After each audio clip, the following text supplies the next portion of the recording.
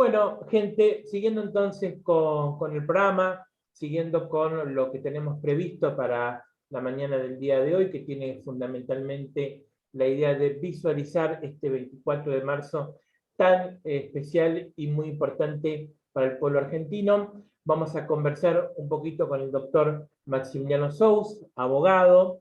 Él es de Marcos Paz, ha venido siempre en algunas oportunidades aquí a Navarro, ha tenido su estudio, pero bueno, hoy queríamos hablar con él para que él nos pueda comentar cómo vive esta jornada tan particular. Maximiliano, muy buen día, ¿qué tal? ¿Cómo estás vos? ¿Cómo andás?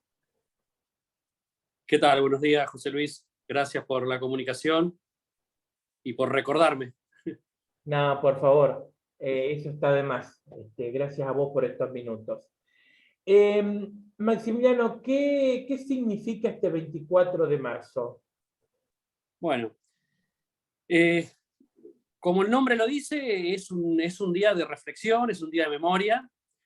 ¿Qué significa la memoria? La memoria, digamos, yo suelo siempre dar charlas en las escuelas los días próximos al 24 de marzo, acá en Marcos Paz. Tuve muchos años como secretario de Derechos Humanos acá en el municipio de Marcos Paz. Actualmente estoy como delegado de la Defensoría del Pueblo de la provincia de Buenos Aires. Es decir, que estoy muy relacionado también al ejercicio de los derechos, ¿no? Entonces, yo lo que le digo a los chicos siempre es, ¿qué es la memoria, no? Y la memoria es recordar. Y a veces uno recuerda cosas buenas y a veces recuerda cosas malas.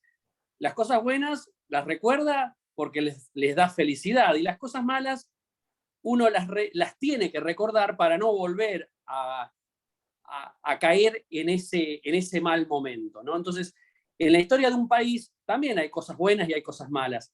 Creo que lo que sucedió a partir del 24 de marzo fue una historia muy trágica para nuestro país, y es importante recordarlo porque han pasado 46 años, que vos decís, bueno, 46 años, mi edad, vos decís, es un montón, es más de la mitad de mi vida, pero para la historia de un país es nada. Entonces, si no recordamos, si no aprendemos de las cosas malas que hemos vivido como sociedad, es muy probable que volvamos a caer en esa misma situación. Los pueblos que no recuerdan su historia tienden a repetirla, ¿no? Es un dicho. Entonces, durante todo el siglo XX, Argentina se caracterizó por ser protagonista de muchos golpes militares. No solo en gobiernos peronistas, sino en gobiernos radicales también los han sufrido. Siempre con la excusa del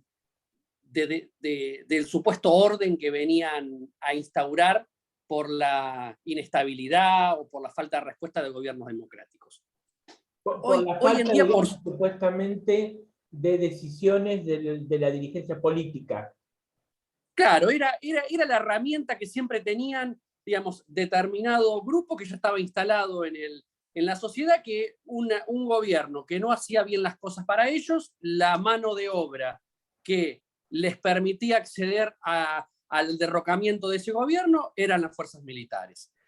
Eso sucedió durante todo el siglo XX, vuelvo a repetir, gobiernos radicales que fueron los primeros en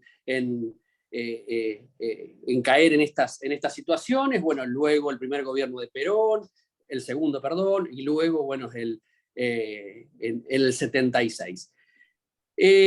Por suerte, hoy en día ya tenemos esa visión, que es lo que yo quiero, digamos, siempre perpetuar, que un mal gobierno democrático es mejor que el mejor gobierno dictatorial, ¿no? Y que un mal gobierno democrático lo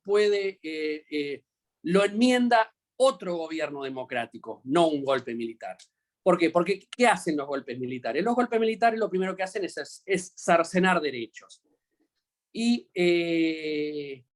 a partir del 76 se han cercenado muchísimos derechos: el derecho a la libertad, el derecho a la vida, el derecho a transitar libremente por nuestro país. Muchísimos derechos que han sido cercenados y que vienen los gobiernos militares supuestamente, que venían a interponer el orden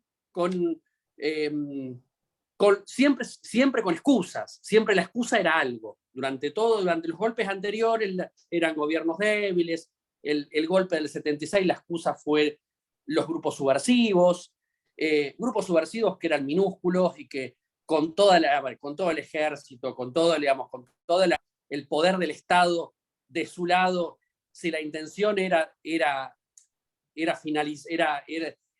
finalizar esos pequeños focos, ya estaban, digamos, ya lo podía hacer tranquilamente. Es más, habían hasta restaurado la pena de muerte, es decir, que hasta podían aplicar la pena de muerte. A ver, hay una realidad que vinieron a hacer otra cosa desde lo económico, desde lo social. No solo vinieron a cercenar derechos, no es que tranquilamente, solo por el hecho de hacer un golpe militar, cercenaron derechos, sino que vinieron a implantar un modelo económico. Si ustedes ven las estadísticas, a ver, las estadísticas del 76, del 24 de marzo del 76, a las estadísticas de cuando el gobierno militar dejó el gobierno, son catastróficas, digamos, y lamentablemente fueron salvavidas de plomo para los gobiernos que prosiguieron, para los gobiernos democráticos que continuaron. Una deuda externa impagable. Los militares dejaron una deuda externa impagable, ya que estamos con el Fondo Monetario, digamos, hablando ahora, bueno, lo del Fondo Monetario de Macri fueron migajas a comparación de la deuda que dejaron los militares. Situación social, estamos hablando que había desocupación en el 76 del 2 al 3%. La cuadruplicaron. Indigencia, pobreza, desindustrialización, apertura de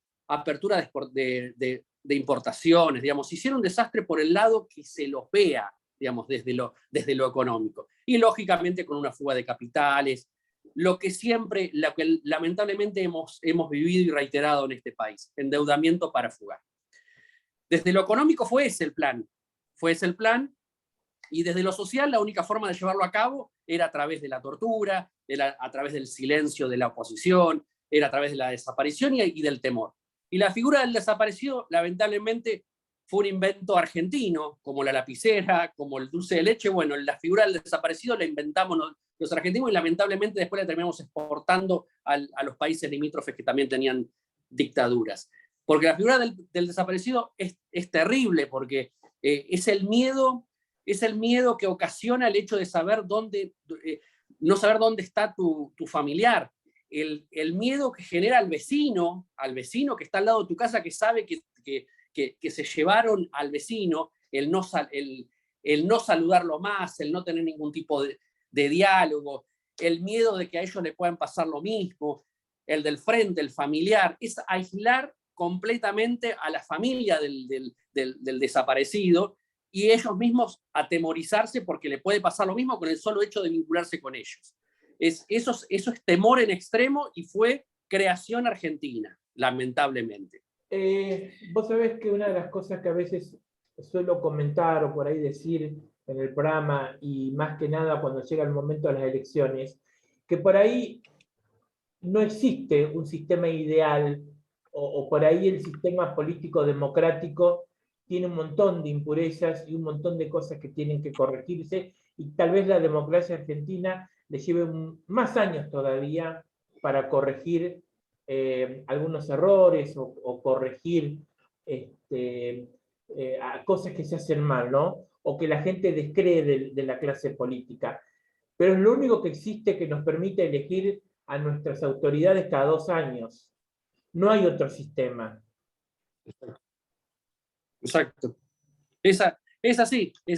La democracia te permite cada 2 años elegir, nos guste o no el gobierno, sea uno radical, del PRO, socialista, y bueno, y se tiene que bancar el gobierno que esté, y por lo menos trabaja políticamente, si es que tiene intervención política, para que dentro de 4 años sea otra la alternativa política, pero por lo menos tiene esa esperanza.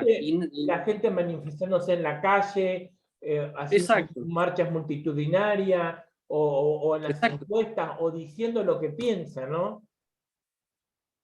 Expresarse, la libertad. Es la libertad. Y siempre, y siempre decimos lo mismo, quienes por lo menos estamos involucrados en esta situación. Digamos, a ver, si mi padre, comento porque no lo dije hasta ahora, pero me parece importante que los que te están mirando y te están escuchando en este momento conozcan un poco por qué te estoy entrevistando y Está la bien. triste y lamentable experiencia personal Sí. de este día Mi tan padre, particular. sí. Mi padre es uno de los 6 desaparecidos acá en Marcos Paz. Tenemos 6 desaparecidos en Marcos Paz.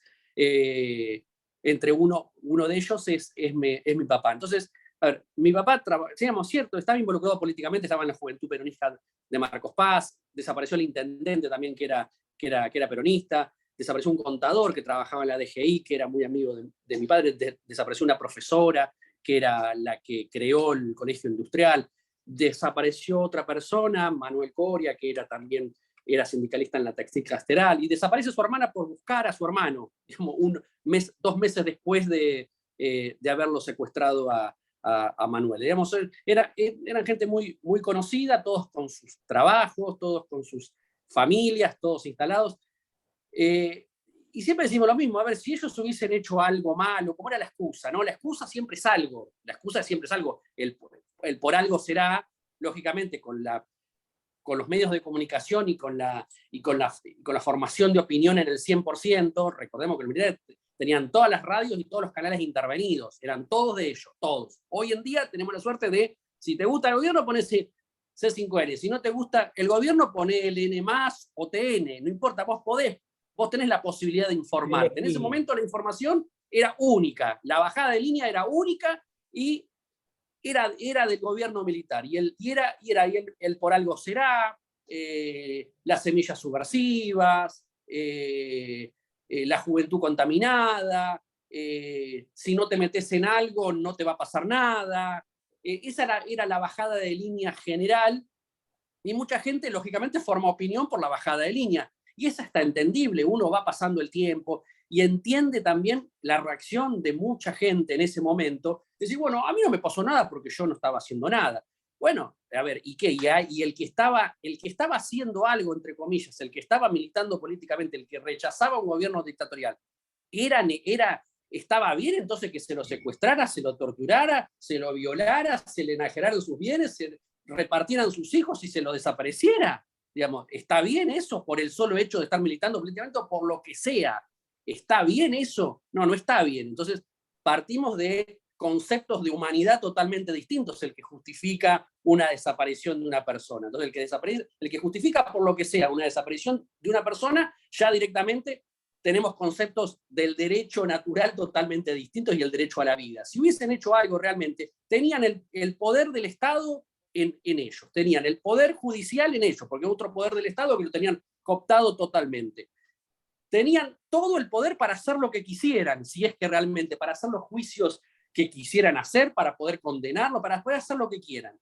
Evidentemente eso no lo hicieron por algo. Entonces, si mi padre hubiese hecho algo, por lo menos le hubiesen dado el derecho a defenderse de qué es lo que supuestamente había hecho, porque hasta ahora no sabemos qué es lo que hizo. Lo que hizo sí te puedo decir que lo que hacía. Trabajaba todo el día en el laboratorio Royal, volvía y se iba a los barrios de Marcos Paz a hacer veredas y luminarias para los que no tenían nada. Eso hacía.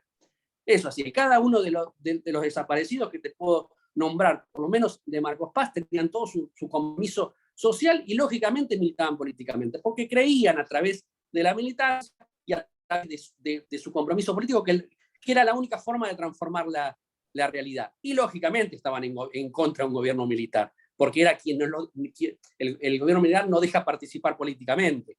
Entonces, esa es la realidad de los que cada uno después podemos tener. A ver, yo siempre digo lo mismo, te pasan la foto de él, no sé, del Lambruschini, de la hija que pusieron la bomba, digamos, a ver, el que puso la bomba, que le den 50 años de prisión, ¿qué tiene que ver con el cercenamiento de los derechos de toda la población argentina? ¿Cómo van a justificar? Es lo mismo que actualmente, digamos, bueno, no sé, en tal barrio hay 3 narcotraficantes, entonces vamos a levantar a todos los de ese barrio y vamos a cercenarle los derechos a todos y vamos a secuestrar gente por las dudas por esos 3 personas que están cometiendo delitos. Si 3 personas cometen delitos, tenés la fuerza del Estado y sos vos, Estado, el que tenés la obligación de encontrar al que está cometiendo ese delito, juzgarlo y penarlo. Y te vuelvo a repetir, estaba vigente la pena de muerte, que ellos mismos restablecieron. que en la legalidad no la aplicaron, siempre la aplicaron en la ilegalidad. Entonces tenían todas las herramientas del Estado, y es el Estado el que debe garantizar el ejercicio de los derechos. Creo que en esto hay que ser muy claro y muy concreto, ¿no es cierto? Más allá de la actividad de montoneros que haya ocurrido, ¿no? La actividad de los del ERP o de los grupos terroristas que hayan copado regimiento o hayan puesto bomba o hayan matado, por parte del Estado, o sea, cuando hablo del Estado hablo de las Fuerzas Armadas en ese momento que ejercían el poder, ¿no? Estaba el Congreso cerrado y lo que es la justicia manejada por el gobierno militar o por los militares. Pero eran los militares en el Estado, o sea, tenían la fuerza del Estado y las herramientas y las leyes para el Estado para aplicarla y no lo hicieron. Lo hicieron en la clandestinidad y con todos. Y con todos. Entonces ahí analizando fino, te das cuenta, realmente vinieron digamos, tenían un proyecto político propio, como lo tuvo Pinochet en Chile. Pinochet en Chile fue para quedarse, digamos, no fue un gobierno de tránsito, como lo que estábamos acostumbrados nosotros también en el transcurso de la historia en nuestro país. Siempre eran gobiernos que venían para luego llamar a elecciones. El 24 de marzo del 76, los militares tenían un proyecto político para perpetuarse, y tenían un proyecto político que estaba avalado por el establishment económico nacional. Eso hay que dejarlo claro, porque no es que vinieron solo a salvarnos o a ordenar el país. No, vinieron a perpetuarse. Les salió todo mal, desde lo económico, desde lo social, desde lo industrial, y terminaron de una manera vergonzosa con una guerra y con un sentimiento nacional que son las Malvinas, llevándonos a una guerra y a cientos de muertes de manera innecesaria, con un sentimiento que todos tenemos, que son las Malvinas. Maximiliano, dos preguntas finales, ¿sí? Sí. Para redondear la entrevista. La primera, en lo personal, ¿sí? Vos, cuando ya maduraste, cuando llegaste a los 18, a los 20 años, o antes tal vez, no lo sé, vos lo vas a contar ahora, empezaste a buscar o empezaste a tratar de leer o a interiorizarte de qué pasó después con tu papá, si tenés algún dato sobre lo que pasó después con él, cuál fue su historia. No, digamos, yo me empecé a interesar. Mi mamá siempre nos contó, digamos, qué es lo que había sucedido. Marcos Paz tampoco fue ajeno a lo que sucedió en todos lados, que es el silencio de la sociedad, el silencio desde la política, el silencio desde las instituciones, desde la iglesia, durante los 80, durante los 90. Era acá no pasó nada, era no hablar del tema. Recién a partir del 2003, cuando se transformó en política de Estado, y por suerte se transformó en política de Estado a través de una decisión de un presidente que la continuó el gobierno anterior a este, también hay que decirlo, digamos, uno no es macrista ni es del PRO, pero el gobierno de Macri durante sus 4 años no retrocedió a políticas de derechos humanos. Entonces, tampoco las amplió, pero tampoco las retrocedió. Entonces, continuó una política de Estado que instaló un gobierno anterior, que fue el de Néstor Kirchner, continuado por Cristina. Macri la continuó también, la mantuvo, y bueno, y Alberto Fernández también la continúa. Es decir, que desde ese punto de vista creo que va a continuar esa política de Estado. Entonces, cuando se transformó en política de Estado, ahí yo me involucré desde el punto de vista político, que comencé a militar políticamente, y que dije, a ver, si un gobierno lo transforma como política de Estado, ¿por qué yo no? Y nos está invitando a participar políticamente y a reivindicar lo que durante años no podíamos hablar, o si hablaba esta conversación hace 20 años atrás o hace 25 años atrás, si llegaba a nombrar mi papá, ya directamente me trababa en la segunda palabra y se me caían las lágrimas. Entonces, hubo también un proceso interno de entendimiento, claro, y me sirvió muchísimo a partir de 2003, cuando el Estado pone en su cabeza la obligación de reparar lo que él mismo hizo. Porque el Estado es la continuidad. El Estado, no importa en cabeza de quién esté. Lo que hizo el Estado en el 76 es responsable el Estado del 2022, digamos, porque es el propio Estado el que lo hizo, el que violó los derechos humanos. La figura del Estado no del nombre, o sea, no Videla, no Alfonsín, no Menem, Exacto, no fue el Estado. Cristina, estamos Es hablando más, las del Estado garantías... argentino desde 1816, o si queremos de 1810 hasta ahora. Sí. Exacto, digamos, a ver, los derechos y las garantías están para limitar al Estado, que es el monstruo, que es el que tiene el poder de la fuerza. Digamos, están para ellos, para limitar al Estado. Entonces, fue el mismo Estado el que violó los derechos que él mismo te tenía que proteger.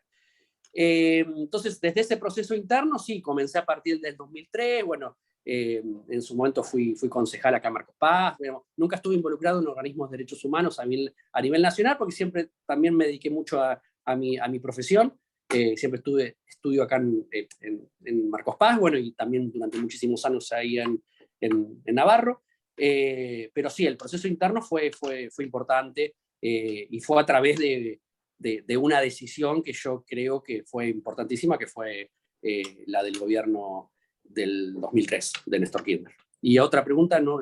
No, la pregunta final, lo último, me gustaría que cierres esta entrevista con un mensaje para la gente que te está mirando y te está escuchando en este día tan particular. ¿Es un día de conmemoración, un día de reflexión o un día de visualización? No, es un día de reflexión. No es un día, no hay nada que festejar, digamos, hay que reflexionar de lo que hemos vivido. Vuelvo a repetir lo que dije en un principio. Se recuerda las cosas malas para no volver a repetirlas. No es un día de revancha de nada.